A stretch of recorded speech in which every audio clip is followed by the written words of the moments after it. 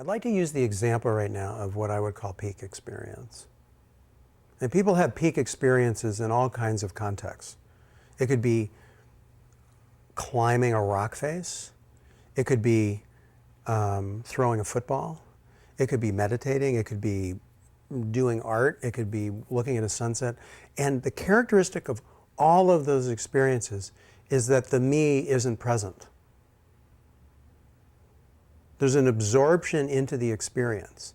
You might say that you're one with the experience. It could be an altered state. It's called the zone. There are all kinds of names for it. So when one is in the process of transformation, and I like to say that healing and transformation are the same function. They're identical. Physical healing, emotional healing, and psychological healing and spiritual transformation are the same thing. They're all the same process. Okay? So we may need to think about it and analyze it and express it and look at it for a while, but when we're really in that intense movement of it, the mind is not in the way. It cannot be.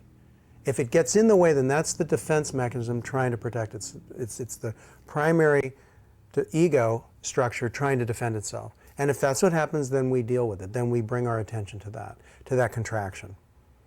But once the flow is happening, the mind is definitely not in the way. You can't make that happen. That happens naturally. So if people are worried about their mind being in the way, if their mind, I mean, people often say, oh, my mind is like this torture chamber, right?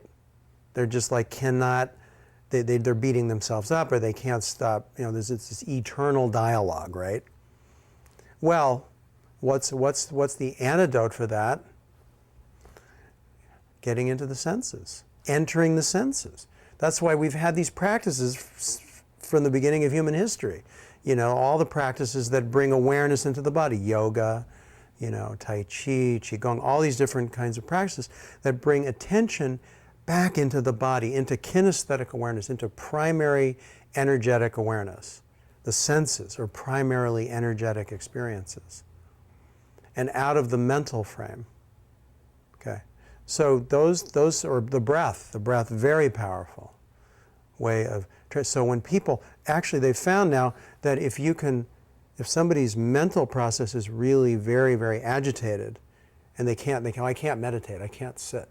If they just teach a person to have two awarenesses of two kinesthetic experiences simultaneously, often the mind gets quiet.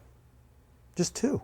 And sometimes very difficult for someone to pay attention to two separate kinesthetic sensations simultaneously, like the movement of the breath and the feeling of the feet on the ground or something like that. So something that simple can help the mind get out of the way. That's why people did all these different practices like mantra practice, visualization practice. They're all designed to get the mind out of it. They give the mind something to do. Or counting the breath. All these things, it's just the mind, it's like a dog. It needs a bone to chew on, basically. Right? So the mind needs something to do. So I often say, for myself, I had a mind that used to be a torture chamber. And that, one of the things that I learned to do was to have my mind be sort of my coach, my inner guide. Okay, now pay attention to the breath. Okay, now feel your feet on the ground. Just sort of a way of redirecting attention into kinesthetic awareness. So the mind wants something to do. It needs a job. And eventually it's very happy when it can do what it can do. But when it's given the job of figuring out the meaning of life, it goes insane because it can't figure that out. The mind does not like things it cannot figure out.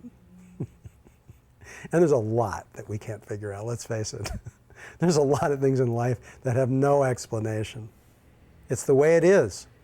And telling yourself that could be a platitude. It could be a kind of self-abuse. But to really get what it is, that's a very different place. To really realize, yes, that is just the way it is.